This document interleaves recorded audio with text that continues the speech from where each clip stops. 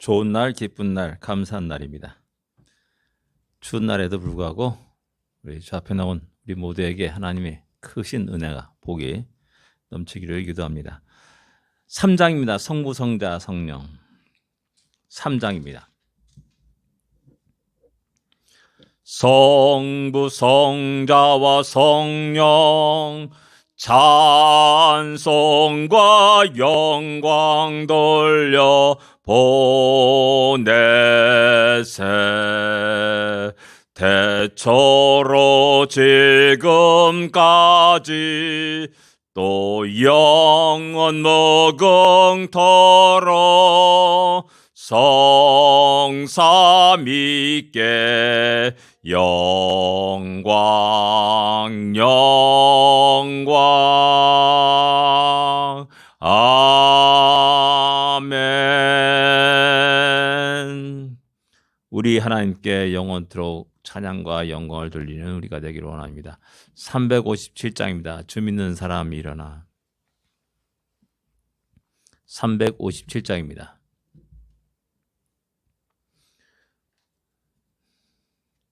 주 믿는 사람 일어나 다 힘을 합하여 이 세상 모든 마귀를 다쳐서 멸하세. 저 앞에 오는 적군을 다 싸워 이겨라. 주 예수 믿노니 온 세상 이기네. 믿어 미에게네. 믿어 미에게네. 주 예수를 믿음이 온 세상 이기네. 오늘류 마귀 계율로 큰 죄에 빠지리. 진리로 띠를 띠고서 늘게도 더리세. 참 믿고 의지하면서 겁없이 나갈 때 주 예수 믿노니 멀어 온 세상 이기네. 믿어 미에게네. 믿어 미에게네. 저 예수를 믿음이 온 세상 이기네. 끝까지 이긴 자에게 흰 옷을 입히고 또 영생 복을 주시니 참 기쁜 일일세. 이 얻은 세상 지나서 저 천성 가도록 주 예수 믿노니 멀어 온 세상 이기네. 믿어 미이기네. 믿어 미이기네. 주 예수를 믿음이 온 세상 이기네. 아멘. 믿음에 승리하는 우리가 되고 우리의 모든 삶이 하나님의 영광이 드러나는 그런 복된 삶이 되기를 원합니다. 세상을 이기는 이김은 곧 이거 우리의 믿음이다라고 주의 말씀은 말씀합니다. 오늘도 믿음의 힘찬 발걸음 내딛기로 원합니다. 신앙 고백 드리겠습니다. 전능하사 천지를 만드신 하나님 아버지를 내가 믿사오며 그 외아들 우리 주 예수 그리스도를 믿사오니 이는 성령으로 잉태하사 동정녀 마리아에게 나시고 본디오 빌라도에게 고난을 받으사 십자가에 못 박혀 죽으시고 장사한 지 사흘 만에 죽은 자 가운데서 다시 살아나시며 하늘에 오르사 전능하신 하나님 우편에 앉아 계시다가 저리로서 산자와 죽은 자를 심판하러 오시리라. 성령을 믿사오며 거룩한 공예와 성도가 서로 교타는 것과 죄를 사하여 주시는 것과 몸이 다시 사는 것과 영원히 사는 것을 믿사옵나이다. 아멘. 베드로전서 4장입니다. 15절부터 19절까지 같이 읽겠습니다. 15절부터 19절까지 말씀입니다. 같이 읽겠습니다. 너 중에 누구든지 살인이나 도둑질이나 악행이나 남의 일을 간섭하는 자로 고난을 받지 말려니와 만일 그리스도인으로 고난을 받으면 부끄러워하지 말고 도리어 그 이름으로 하나님께 영광을 돌리라. 하나님의 집에서 심판을 시작할 때가 되었나니 만일 우리에게 먼저 하면 하나님의 복음을 순종하지 아니한 자들의 그 마지막은 어떠하며 또 의인이 겨우 구원을 받으면 경건하지 아니한 자와 죄인은 어디에 서리요. 그러므로 하나님의 뜻대로 고난을 받는 자들은 또한 선을 행하는 가운데 그 영혼을 미쁘신 창조주께 의탁할지니라. 아멘. 우리가 성경을 이렇게 읽으면서 한글로 되었기 때문에 쉽게 우리가 이해하고 또 안다고 생각합니다. 근데 한 번 더 가만히 생각해 보면은 이게 무슨 뜻인가? 또 우리가 모르는 것이 너무나 많습니다. 목사인 저에게도 똑같습니다. 읽다 보면은 다 안다고 생각합니다. 근데 읽다 보면은 이런 말씀이 있네? 이런 말씀은 또 이게 무슨 뜻일까? 라는 그런 것들이 읽으면 읽을수록 많이 일어나게 되고 조금 자세하게 살펴보면 살펴볼수록 그런 것들을 많이 보게 됩니다. 아마 오늘 본문이 그런 것 가운데 하나라고 생각됩니다. 아는 것 같은데 굉장히 충격적인 말입니다. 뭐냐면은 18절에 보면 의인이 겨우 구원을 받으면 경건하지 아니한 자와 죄인은 어디에 있으리요? 서리요. 아니 의인이 겨우 구원을 받는다? 아니 이게 우리는 지금까지 믿음으로 구원을 받는다.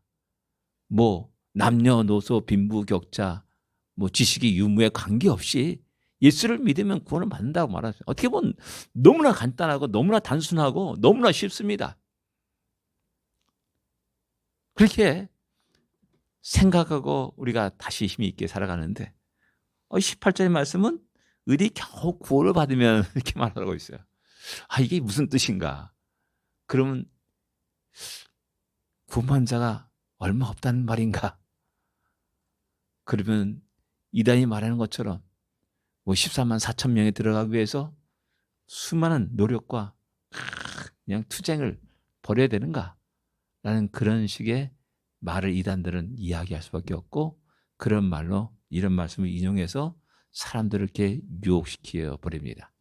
그리고 또 거기에 푹 빠져가지고 열심히 나가서 열심히 이단 교주를 선전하고 또 뭐 장막성전을 선전하고 신천지를 선전하고 하는 그런 많은 사람이 있습니다. 그런 사람 대부분이 교회 생활 열심히 했던 사람들입니다. 그런 사람들이 이런 한마디 말씀에 다 꼬꾸라지는 겁니다. 다 무너지는 겁니다. 지금까지 했던 그 믿음, 그 하나님의 은혜를 다 버려버리고 전부 다 100% 율법주의에 빠져버리는 겁니다. 그렇게 해야지 14만 4천 명에 들어갈 수 있다고 생각하는 겁니다. 또 그렇게 선전하고 그렇게 이야기하고 그렇게 세뇌시켜버립니다. 우리가 잘 알다시피 92년 10월 28일 날 예수 재림한다는 다가올 미래를 대비하라 선교회가 바로 저희가 다녔던 교회 맞은편에 있었습니다. 바로 내거리 맞은편에 있었습니다. 다들 그들이 다 교회에서 내놓으라는 열심을 하는 그런 모든 사람이었고, 그렇게 뜨겁게 열정적으로 그렇게 뭐 창피함, 원면 몰수하고 그냥 온갖 조롱과 멸시를 받아 뭐 모든 곳곳에서 대낮에 또 지하철에서 뭐 지하철 입구에서 수없이 복음을 증거했다는 사실을 우리는 잘 알고 있습니다. 왜 이러냐라는 겁니다. 그러니까 이 18절, 10절, 18절의 말씀을 오해하고 잘못 이해한 겁니다. 그러니까 잘못 아는 것이 얼마나 우리의 신앙생활에 폐해를 끼치게 되고 또 우리 신앙생활이 점점 율법주의로 빠져가는 것인지를 그대로 극명하게 보여주는 것이라 할 수가 있습니다. 이 말씀은 15절, 16절을 바르게 이해해야 됩니다. 나그네 인생을 살아갑니다. 똑같이 이 땅에 우리가 발을 붙이고 살아갑니다. 15절에 말씀하시기를 뭐냐면 너희가 누구든지 살인하는 자나 살인이나 도둑질이나 악행하는 거나 남의 일에 간섭하는 일로 고난을 받지 말라라고 말씀합니다.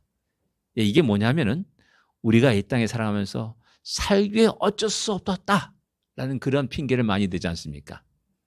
살기에 어쩔 수 없었다. 살기 위해서 도둑질을 하게 되고 내가 배고픈데 힘든데 너무나 이 고난을 견디기 어렵다는 겁니다. 왜? 흩어진 나그네이기 때문에 수많은 조롱과 멸시를 받습니다. 아, 나도 자존심이 있지. 나도 배운 놈인데 라는 이런 자존심이 있지 않습니까? 그러니까 그러한 조롱과 멸시를 견디지 못하는 겁니다. 그래서 나도 상대가 한 대 나를 빵 때리면은 나도 한 대를 빵 때리게 되는 겁니다. 아, 이렇게 멍청하게 당하면은 진짜 멍청한 바보가 되는구나 라는 것을 알게 되는 거죠. 그러니까 상대가 칼을 들고 나한테 덤비면 나도 칼을 들고 같이 상대를 하게 됩니다. 그리고 칼싸움을 하게 되죠. 그러다 보면 상대를 죽이게 되는 겁니다. 살인을 하게 되는 겁니다. 또한 강도짓도 하게 되는 겁니다. 다 그런 모든 사람들은 자기의 정당성을 얘기합니다. 강도짓, 내가 저 진짜 악한 놈을 쳐서 때려가지고 그 재물을 받아가지고 홍길동처럼 가난한 자들에게 베풀었다. 뭐 이런 식으로 자기를 합리화시키는 사람도 너무나 많이 있습니다. 이런 모든 것들이 우리 크리스찬들이 이 땅에 살아갈 때 이 땅의 그런 사상과 풍조에 휩쓰며 살아갈 수가 있다는 겁니다. 도둑질도 그렇습니다. 남을 간섭하는 일도 그렇습니다. 남의 일에 간섭하는 자. 뭐 그냥 오지랖 넓다는 말을 하는 거지 않습니까? 오지랖 넓어가지고 그냥 안 끼는 데가 없습니다. 이 사람 저 사람 다 모든 게 끼어가지고 이런 얘기 저런 얘기 막 하고 그랬습니다. 근데 중요한 것은 뭐냐면 우리는 평화의 신을 신는 사람입니다. 화평케 하는 자는 복이 있나니 천국에 저희 것이며 라고 말씀하고 있지 않습니까? 우리는 간섭하여서 화평케 하고 그들의 심령 속에 주의 복음을 증가해서 그들이 평안함은, 그러니까 원수 같은 사람들이 친구가 된 놀라운 역사가 우리를 통해서 일어나야 되는데 대부분 간섭하는 모든 일들은 이간질을 하는 거고 험담을 하는 것입니다. 남을 씹는 말, 그 입이 그 말이 얼마나 재밌습니까? 그냥 막 씹는 겁니다. 상사를 씹고 뭐 남편을 씹고 뭐 아내를 씹고 그러면 그냥 그렇게 이야기하는 거지 않습니까? 이런 세상의 모든 것 속에서 크리스찬들이요, 성도들이요, 흩어진 나그네들이요, 그런 데서 떠나라라고 말씀하는 겁니다. 우리의 시간과 우리의 열정들을 그런 헛된 곳에 버릴 수가 없는 것이죠. 그리고 이어서 16절에 그리스도인으로서 고난을 받으면 부끄러워하지 말라. 지금 너가 지금 조롱받느냐? 야, 부끄러워하지 마. 너가 지금 예수 믿는 것 때문에 감옥에 갔느냐? 부끄러워하지 마. 너는 그런 살인자와 강도와 도둑질로 부끄럽게 감옥에 가는 자들이 가가 아니지 않느냐. 하나님 보고 계시다. 또 도리어 그런 모든 것을 통해서 하나님께 영광을 돌리라 라고 말씀하는 겁니다. 한번 상상해 보십시오. 바울 사도는 예수 그리스도의 종이라고 말했습니다. 그리고 그 예수 그리스도를 증거하게 모든 것을 다 바쳤습니다. 근데 그 당시를 한번 생각해 보십시오. 그 당시에 야, 예수님이 누구야? 어디서 태어났어? 베들레헴에서 태어났어? 베들레헴이 어디야? 세상 아무도 모릅니다. 베들레헴의 곳이 어딘지는 모릅니다. 왜? 저 총구석이거든요. 유대에서도 저 총구석이거든요. 어떤 누구도 주목할 만한 사람이 아닙니다. 어디서 자랐어? 갈릴리에서 자랐어.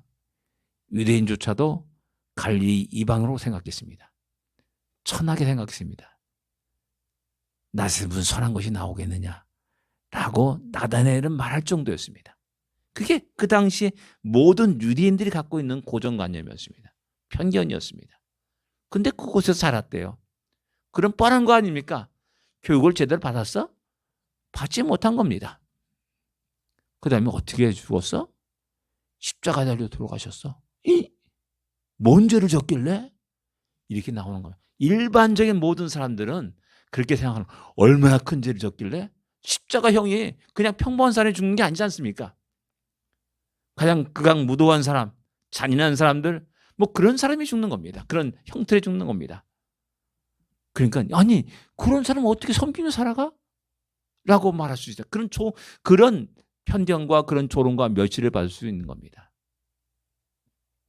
그럼에도 불구하고 십자가에 달려 돌아가신 예수를 증거합니다. 십자가 가장 멸시받는 그런 것이고 세상 사람들이 야 그런 극악무도한 사람이 어디 있느냐라고 하는 그런 말 속에서도 아니야. 우리 주님은 십자가에 달려 돌아가셨어. 왜? 우리의 죄를 때문에. 우리 죄를 사하시기 위해서 속죄제가 되어서 그렇게 피를 흘리고 돌아가셨어. 라는 그 사실을 강력하게 주장하고 말하는 겁니다. 세상 사람이 조롱하고 멸시하는 관계없습니다. 그것이 팩트이니까.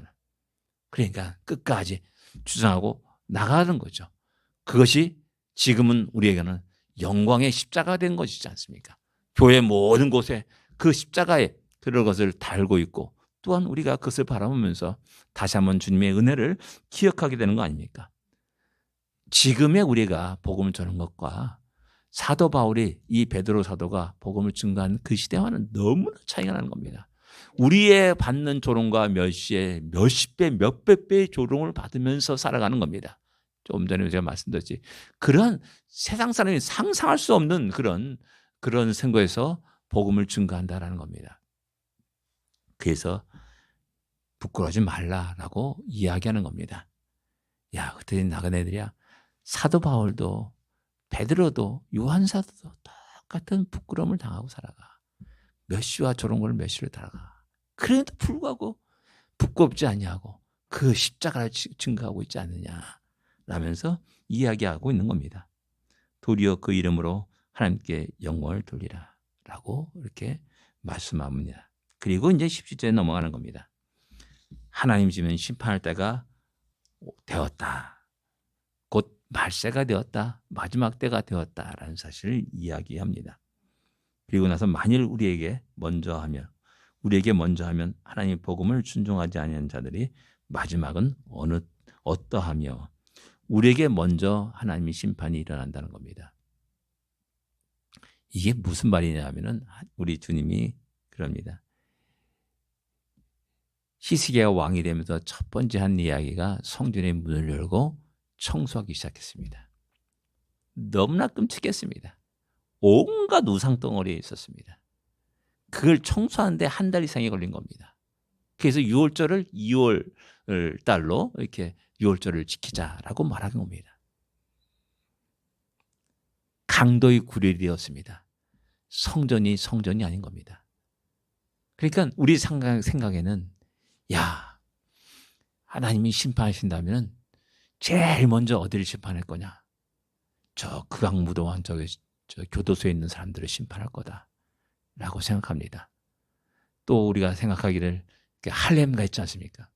감히 들어갔다 언제 총 맞아 죽을지 모르는 그런 곳을 하나님 심판하실 거다 생각합니다. 아니에요. 여러분들 청소할 때 어디를 먼저 청소합니까? 저 바깥에 저 다미지 청소 막 열심히 해주고 내 집은 그냥 흉창으로 그대로 만들어줍니까? 아닙니다. 아니 청소했다 그러면 그 청소했단 말이 뭡니까? 내 집을 청소하는 겁니다. 하나님도 마찬가지입니다. 하나님이 청소했구나. 이제 심판의 때가 됐구나. 그럴 때 가장 먼저 건드린 게 뭡니까? 당신의 집입니다. 성전을 청소하기 시작하는 겁니다. 하나님 믿는다고 하는 백성들을 청소하기 시작하는 겁니다. 알곡과 쭉정이를 가릅니다. 무서운 이야기입니다. 그러니까 첫 번째 하나님이 심판이 임하는 그것을 보면서 그게 기준이 되는 겁니다. 저들이 떠들어 맞네? 저들이 10대 맞네? 그럼 나는 얼마나 맞을까? 나는 이 정도면 100대가 만들 수 있겠구나. 나는 그런 생각을 하게 되는 것이죠. 두렵고 떨림이 있는 겁니다. 바로 그런 표준을 갖다 보여주는 겁니다. 하나님이 이 교회를 어떻게 다스리고 어떻게 징계하시는가, 어떻게 채찍을 드시는가. 어떤 때 보면 예수를 믿는다고 하나님을 믿고 섬기는 것이 참으로 어떤 때는 억울할 때가 있습니다. 다른 사람 보면 똑같은 죄를 져도 뭐 그냥 평안히 살아가요. 근데 우리 마음에는 양심이 갇혀 있어 너무나 괴로워합니다. 그리고 또 하나님은 또 징계를 내십니다. 병을 툭 주시든지 고통을 주시든지 뭐 그런 사고를 치든지 뭐 그런 일이 일어납니다. 왜 하나님 이렇습니까? 아니에요. 당신이 사랑하는 백성이기 때문에 조금 더 다른 마음 갖지 않게 하기 위해서, 흐트러지지 않기 위해서, 야 그럼 안 돼 하고 톡 때리는 겁니다. 그런 것들이 늘 우리의 삶 속에 일어나게 되는 거죠. 그런데 저들은 어떻게 됐습니까? 야, 안 맞아봤기 때문에 모르죠. 우리는 맞아봤습니다. 왜? 늘 우리가 잘못 생각할 때 하나님 그러면 안 돼. 툭 맞았거든요. 그러니까 하나님 용서해 주소라 끝없이 우리는 회개하며 살아갑니다. 근데 저들은 어때요? 그냥 왕창 그냥 쏟아붓는 겁니다. 그런 죄를 이야기하는 겁니다. 또 주님이 말합니다. 마지막 때 말세에 믿음을 보겠느냐라는 겁니다. 점점 흩어진 나그네들이 세상에 동화돼가지고 점점점 믿음을 잃어버립니다. 그리고 세상 사람과 똑같아집니다.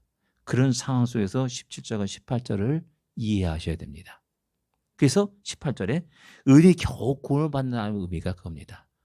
이제 말세 믿음을 보겠느냐 주님이 말씀하셨습니다. 진정 하나님을 의지하고 하나님을 두려워하며 살아간 사람이 점점 적어진다는 겁니다. 예, 근데 우리 교회에 뭐 순복음교회 10만 명이 넘고 막 그러는데 다 그렇게 얘기하지 않습니까? 과연 얘기하는 겁니다. 한 해에 보실 때도 10만 명이니까 하는 겁니다. 우리 교회 뭐 20명도 안 된 사람이 모여서 예배드립니다. 저는 장담합니다. 저는 그렇게 또 그런 자부심을 가지고 또한 생활을 하고 목회 지금까지 해왔습니다. 숫자의 많고 적음이 아니라는 겁니다. 진정 그곳에 진정 하나님이 기뻐하시는 알곡이 얼마 되느냐라는 겁니다.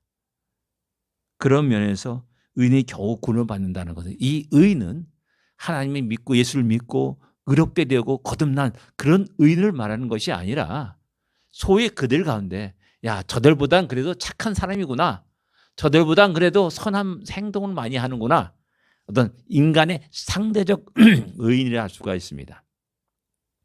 그런 의인조차도 그렇게 생각하는 그 의인조차도 하나님이 징계를 내리십니다.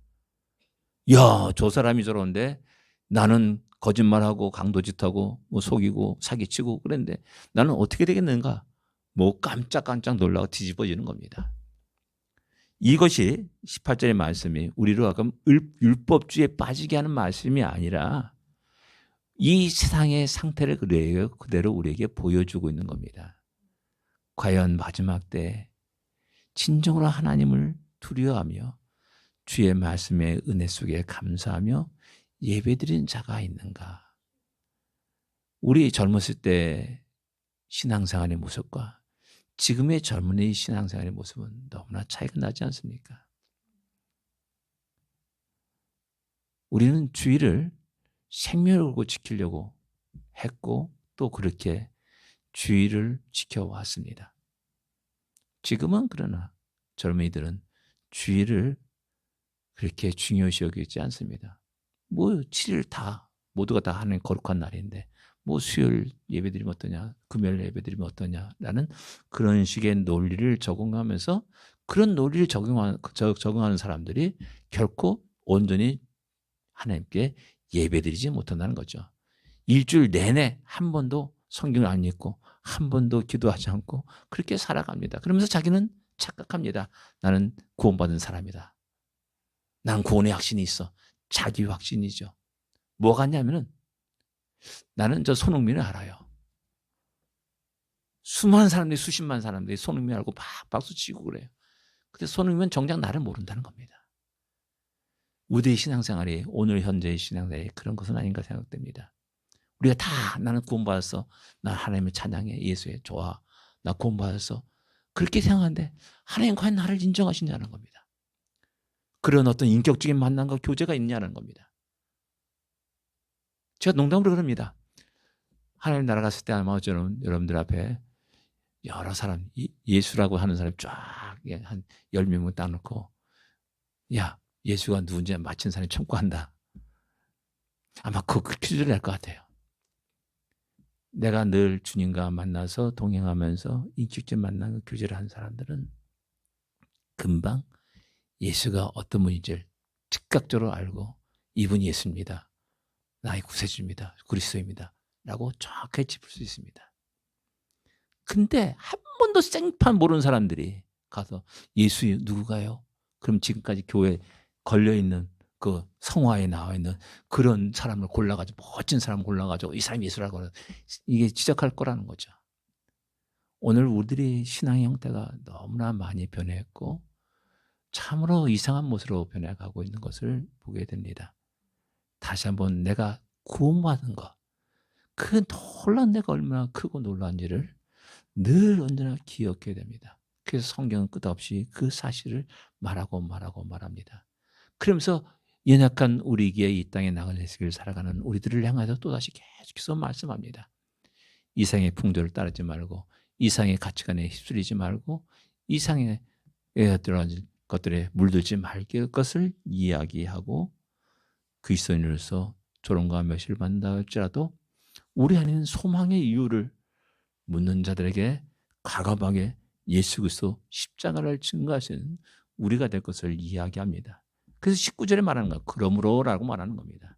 하나님의 뜻대로 고난받는 자, 다시 고난받는 자를 얘기합니다. 이 사람은 진실된 성도입니다. 이 사람 진정한 알곡입니다. 이 사람 진정 하나님이 인정한 자입니다. 이 사람은 진정 어떤 고난과 어떤 어려움과 핍박을 받는다 할지라도 고난받는 것에 대해서 부끄러워하지 않고 도리어 감사하며 주님의 이름으로 말미암아 고난받는 것들을 기뻐하고 하나님께 영광을 돌리는 자들이라는 거죠. 이런 자들이여 너의 모든 것을 하나님께 맡겨라 라고 말하는 겁니다. 주께 미쁘신 창조주께 의탁할지니라. 이 말씀이 우리 나그네에게 흩어진 나그네들에게 큰 위로가 되는 말씀입니다. 너 고생하는 거 안다. 너 모든 것들을 하나님께 맡겨. 의탁해. 그분은 미쁘신 하나님이셔. 우리의 모든 걸 창조하신 전능하신 하나님이셔. 우리의 모든 잘못된 것, 육신에 고장난 것들도 다 알고 계신 창조주이기 때문에 알고 계신 하나님이셔. 그분께 다 모든 의탁해. 맡겨. 네가 하려고 애쓰지 마라고 이게 위로하고 격려하는 겁니다. 우리들의 인생의 삶의 비결이 여기 있습니다. 내가 내 힘으로 살아가려고 할 때 너무나 힘들고 지치고 피곤해 빠지고 넘어질 수밖에 없습니다. 우리가 살아가는 비결은 뭐냐? 그것을 하나님께 맡기는 겁니다. 하나님이 우리를 안으십니다. 하나님이 우리를 일으켜 세우십니다. 하나님 늘 우리에게 힘을 주십니다. 하나님 늘 우리와 동행하시고 우리 길을 인도하십니다. 이것이 나그네 길을 살아가는 성도들이 살아가는 비결입니다. 기도하겠습니다.